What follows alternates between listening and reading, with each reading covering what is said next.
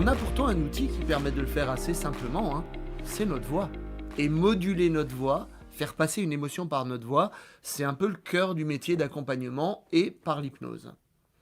Exactement. Et l'utilisation de la voix, de la sonorité et de la vibration qui est amenée par la voix a pu être utilisée par des gens comme Louise Aucher il y a quelques années, une ancienne cantatrice qui accompagnait des gens en produisant des notes sur certaines parties de leur corps, sur certaines vertèbres, par exemple, dans leur dos, afin de les soulager de divers maux ou de leur apporter tout simplement un meilleur équilibre psychique à travers cette vibration véhiculée par le corps. Là aussi, on apporte une information et un équilibre à un autre niveau.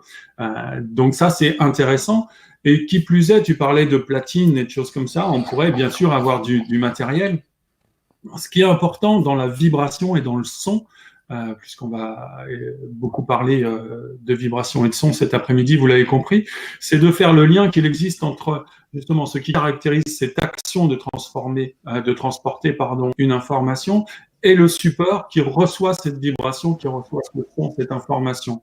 On voit souvent sur Internet des tas de choses qui nous parlent de diapason à 432 Hz ou autre. Qui nous explique que c'est une fréquence qui est plus intéressante que d'autres fréquences. Alors, dans certains cas et pour certaines cibles, c'est exact. On voit aussi comment on peut dessiner des jolies formes avec cette fréquence-là, 432 Hz.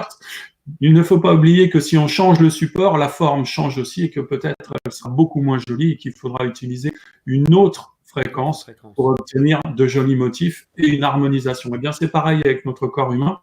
Il y a des fréquences qui sont dédiées, en quelque sorte, à certains de nos organes, qui sont dédiés à certains états de notre conscience ou de notre inconscient, je ne sais pas comment on peut le dire, puisque on parlait un petit peu de nous aussi, et que c'est cette notion de relation entre la fréquence, le rythme et la puissance à laquelle on transporte une information, et puis ce qui est censé la recevoir. La plupart du temps, c'est soit notre psyché, soit notre corporalité, voire les deux en même temps. Et c'est dans cette notion-là. Donc, si on veut s'équiper de matériel, eh bien, ça demande beaucoup de matériel, souvent coûteux, alors que, comme tu le dis si bien, eh bien, la voix peut être un bon outil.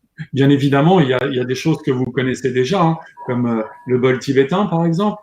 Non un de mes outils préférés aussi, le diapason, hein, où on va aller chercher de la vibration et parfois même du son.